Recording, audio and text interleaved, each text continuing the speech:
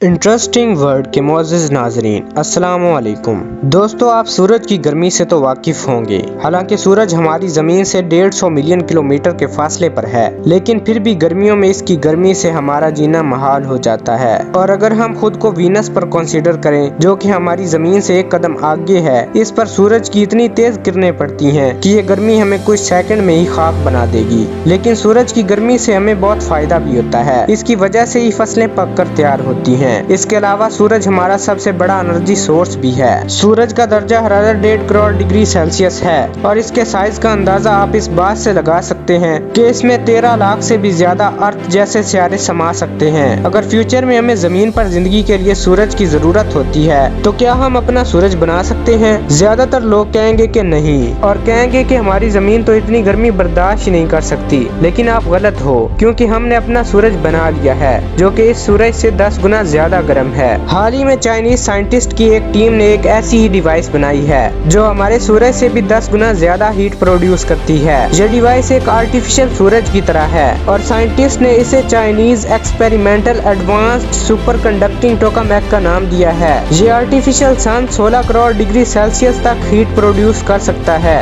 جو کہ اصل سورج سے 10 گنا زیادہ ہے۔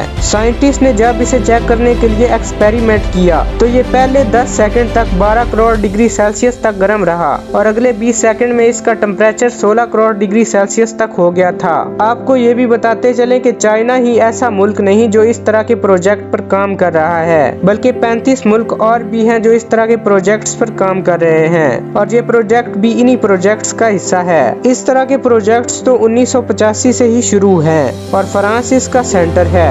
سب ممالک نے یہ ٹارگٹ رکھا ہے کہ وہ 2035 تک فرانس میں سورج کے اس پروجیکٹ کو مکمل کر لیں گے، جس کی وجہ سے پھر ہماری زمین پر انرجی کی کوئی کمی نہیں رہے گی۔ اس پروجیکٹ کو فوسل فیول کا الٹرنیٹ بھی مانا جا رہا ہے۔ اگر ایک بار یہ پروجیکٹ بن گیا تو ہمیں آلودگی سے بھی چھٹکارا مل جائے گا۔ چائنا نے اس پروجیکٹ کو سال 2006 میں شروع کیا تھا، اور سال 2018 میں چائنا نے اس آرٹیفیشل سن سے 16 ملین ڈگری سیلسیس تک ہیٹ پروڈیوس کر لی ہے، اور چائنا سورج سے زیادہ ہیٹ پروڈیوس کرنے میں کامیاب ہو گیا ہے۔ مگر ابھی بھی یہ کہنا کہ چائنا نے اس پروجیکٹ کو مکمل کر لیا ہے غلط ہوگا، کیونکہ چائنا نے کہا ہے کہ اس پروجیکٹ کو مکمل ہونے میں 30 سال سے زیادہ کا وقت لگ سکتا ہے۔ لیکن چائنا صرف اسی پروجیکٹ پر کام نہیں کر رہا، بلکہ 2 اور پروجیکٹس پر بھی کام کر رہا ہے، جن کا نام ہے HL2A ریئیکٹر اور JTEXT۔ ہمارا آرٹیفیشل سن اصل سورج کو کاپی کرتا ہے، مطلب یہ اسی طرح ہیٹ پروڈیوس کرتا ہے جیسے کہ اصل سورج کرتا ہے۔ یہ نیوکلیئر فیوژن کے کانسیپٹ پر کام کرتا ہے، جس پروسیس میں ایک تھرمل آئسولیٹڈ کنٹینر میں ہائیڈروجن کے 2 آئسوٹوپس ٹریٹیم اور ڈیوٹریم کو ہائی ٹمپریچر پر فیوژن کروایا جاتا ہے۔